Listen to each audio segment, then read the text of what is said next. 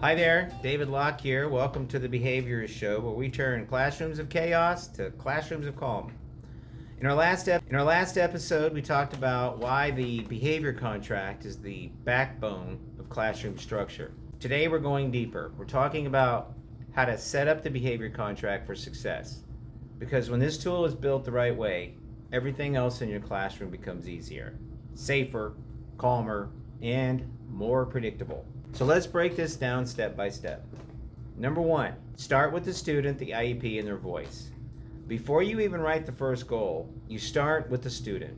And if this is a special education student, you'll also start with their IEP. The contract must align with the student's IEP, behavior goals, but you don't copy them word for word. You translate them into student-friendly, first-person goals. Turn every goal into an I will statement. I will keep my hands and feet safe. I will follow directions the first time. I will stay on task with no more than 2 verbal prompts.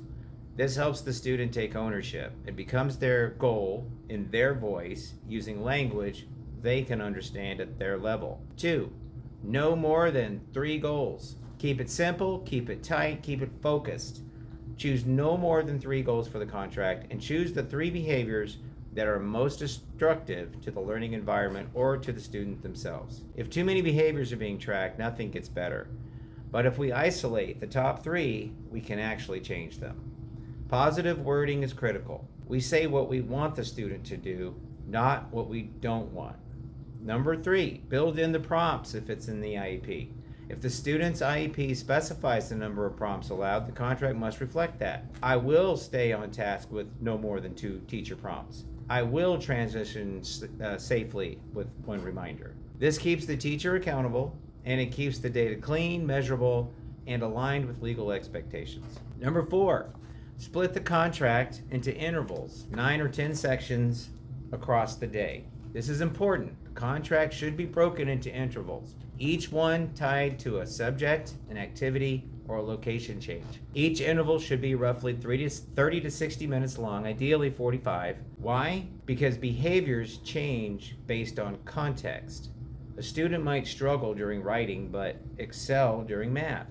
Splitting the day into intervals gives us a crystal clear picture of when and where the behavior is happening. This also becomes powerful data for IEP progress monitoring, MTSS documentation, BIP updates, or FBAs. Your contract is not just a behavior tool, it is a data generating machine. Use a binary system.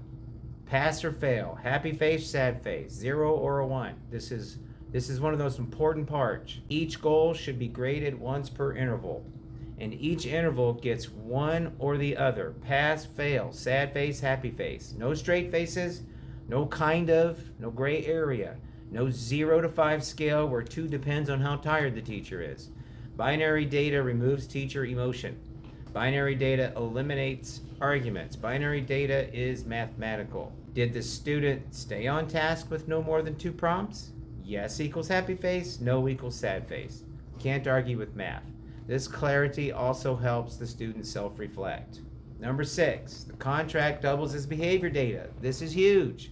The contract isn't just a tool to change behavior, it doubles as behavior data that directly supports IEP progress reports, MTSS documentation, PLAF statements, present level updates, or decision making. Binary interval-based data gives you trends, graphs, backing for every educational decision. This is what makes your classroom defensible. This is what makes your intervention supportable. This is what separates a classroom with structure from a classroom just hoping for the best. Number 7, review each interval quickly and calmly. If possible, go over the contract at the end of each interval. How do you think that you did? Did I give you more than 2 prompts? Do you think you earned the happy face? There's no emotion attached to this. It's not a debate. It's not confrontational. It's simply reviewing facts. This builds self-awareness, self-monitoring, and ownership. The true goal of any behavior contract. 8, add KUDO points and emphasize them. Now this is where the magic happens. KUDO points matter a lot. They are the rocket fuel of the behavior contract. KUDO points are for going above expectations, showing kindness, helping others, finishing work early, showing extraordinary self-control, demonstrating growth. You want your students chasing positive reinforcement, not avoiding negative consequences. KUDO points give the teacher the ability to say, I see you doing more than what's expected, and I want to reward that. This builds momentum, this builds pride, this builds intrinsic motivation. KUDO points make your contract come alive. Number 9, include a section for anecdotal notes. Every contract should have a small area for quick notes, patterns you notice, triggers, successes, reminders, unexpected behaviors, important context. These little notes become gold during parent meetings, ARD meetings, MTSS meetings, BIP adjustments, or FBA evaluations. It's evidence and it's clarity. When you build the behavior contract the right way with clear goals, interval-based tracking, KUDO points, binary data, student ownership, you're giving the child a blueprint for success. You're giving yourself clarity. You're giving the parents transparency.